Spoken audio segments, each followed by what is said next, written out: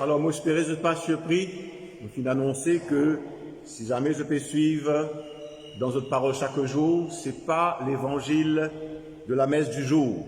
Vous finissez prendre le texte de l'évangile de la messe de l'aurore. Pour ceux qui se rappellent, qui encore ayant assez certains souvenirs, à l'époque, c'est dans 4 la messe. La veille, veillée, messe de minuit, messe de l'aurore et messe du jour. Alors, on prend le texte de l'évangile, c'est dans le missel, le texte de l'évangile de la messe de l'aurore. Et moi, j'ai envie de dire à travers ce tout, en relevant une phrase importante dans cet évangile. Le contexte, c'était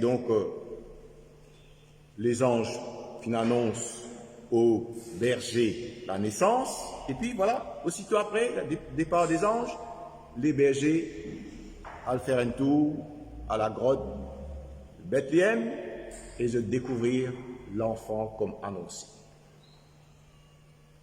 Et quand, bien sûr, les merveilles, et quand les bergers repartent, voilà, tout le monde s'étonnait.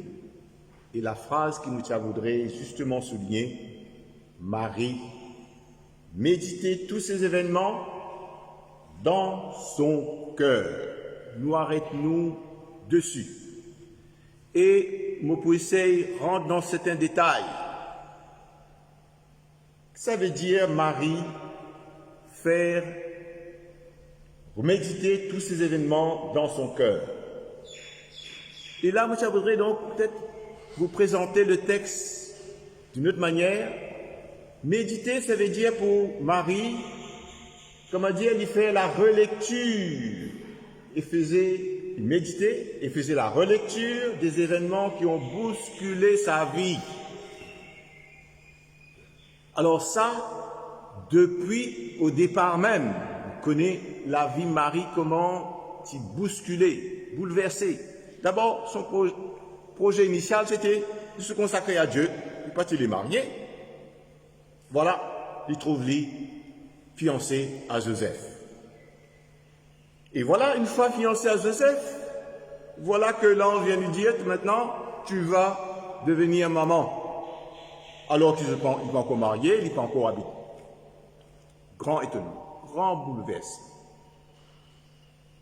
Nous suivons ces conséquences. Qu'est-ce que ça veut dire pour elle, méditer ces événements? D'ailleurs, c'est au pluriel. Et voilà, bon, il y a eu ensuite, je passe rapidement, et au moment arrivé la naissance, c'est plus à Nazareth, tu as besoin de déplacer pour les concours des circonstances, nous avons déplacé, sortir de Nazareth pour aller à Bethléem pour se faire inscrire. Parce que un roi fin décrète, besoin de faire recensement. Alors donc, nous déplacer.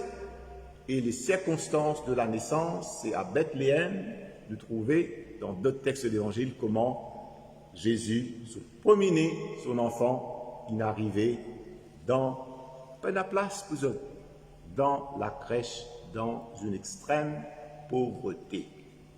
Si nous suivons bien ces séquences-là, nous trouvons à ce moment-là avec voilà ce que ça veut dire les événements qui bousculent la vie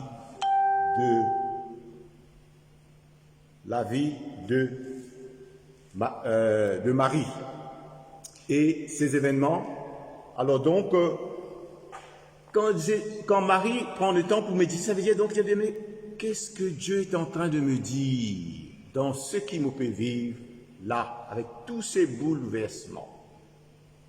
Voilà, moi je voudrais simplement m'arrêter là pour le commentaire de l'Évangile, à travers cette phrase, Marie méditait tout cela dans son cœur, ces événements. Pour aller maintenant vers nous, l'actualisation de cette parole, qu'est-ce que ça veut dire pour nous aujourd'hui? Qu'est-ce que ça veut dire pour nous aujourd'hui? Là, moins vite de tout, moi y compris, à faire la relecture de ce qui se passe dans les événements de notre vie d'aujourd'hui. faire la relecture de ce qui se passe dans les événements de notre vie d'aujourd'hui. C'est dans ces événements, tout comme Marie, que Dieu nous parle, que Dieu a des messages à nous adresser. Alors là, je prends quelques petits exemples. Qu'est-ce que ça veut dire? Nous la vie bousculée, je connais bien. Nous la vie bousculée.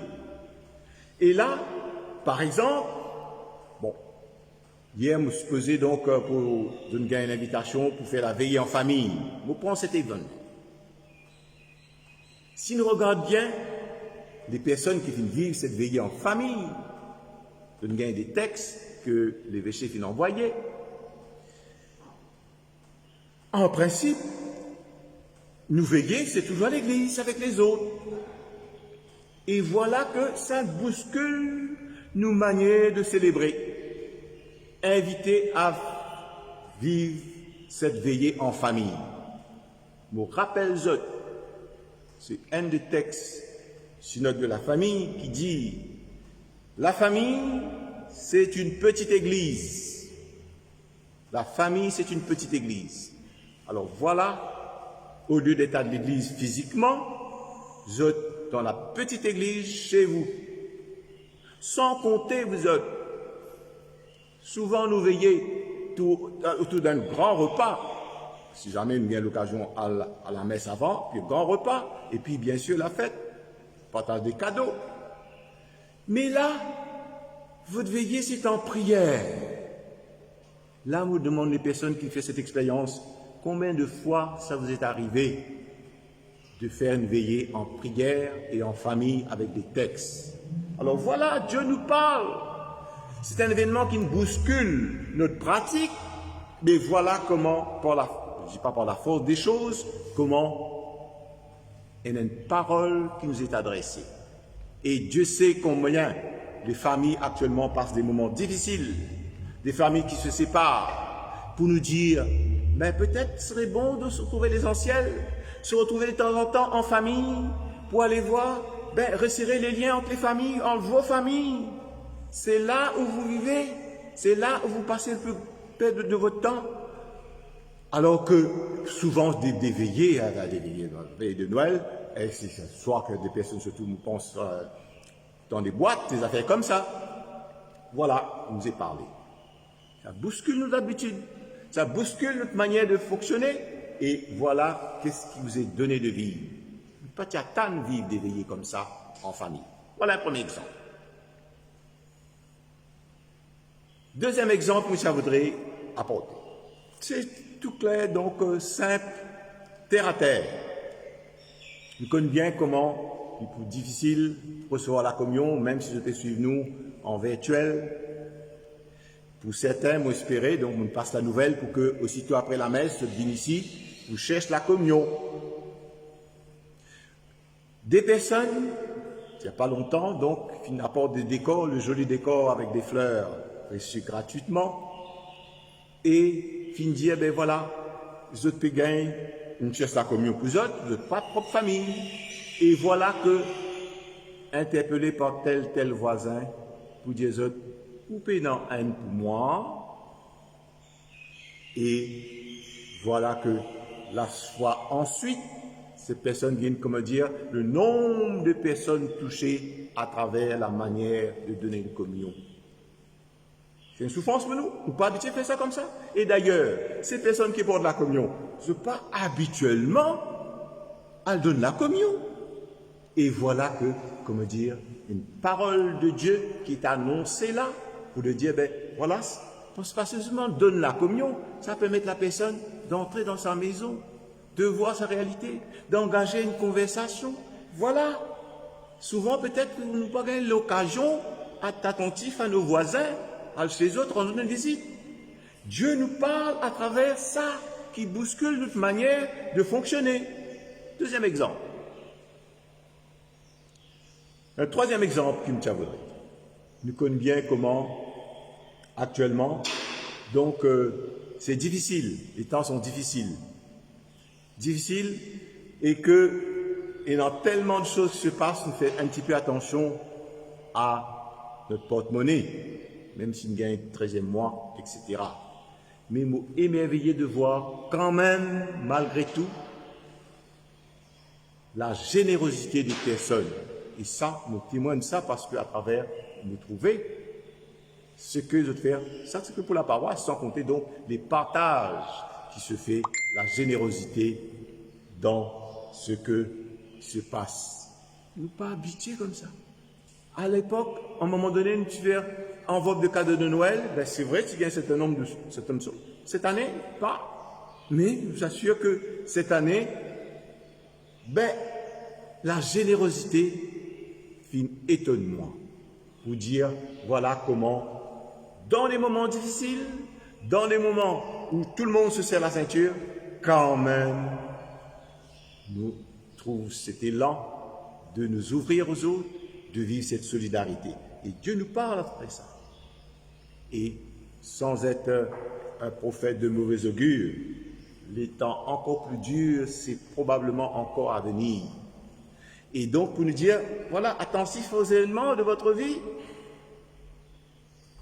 Est-ce que c'est pas ça le vrai chemin?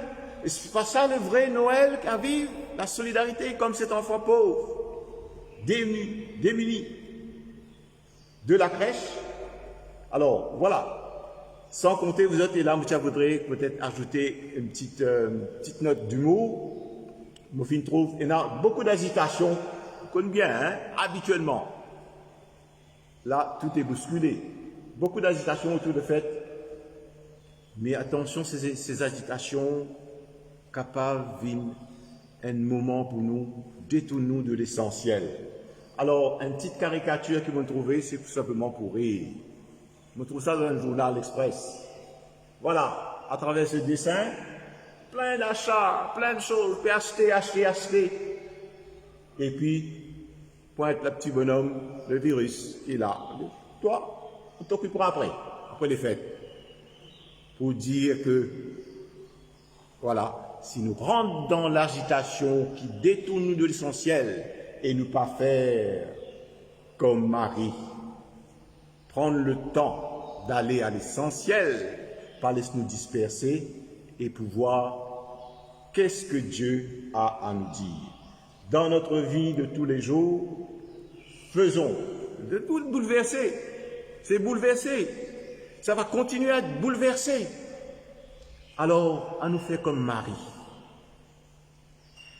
qui nous fait la relecture, c'est une petite relecture pour vous, mais vous, chez vous, peut-être vous vivez un moment difficile, peut-être vous vivez sa maladie-là, peut-être vous vivez sa virus-là,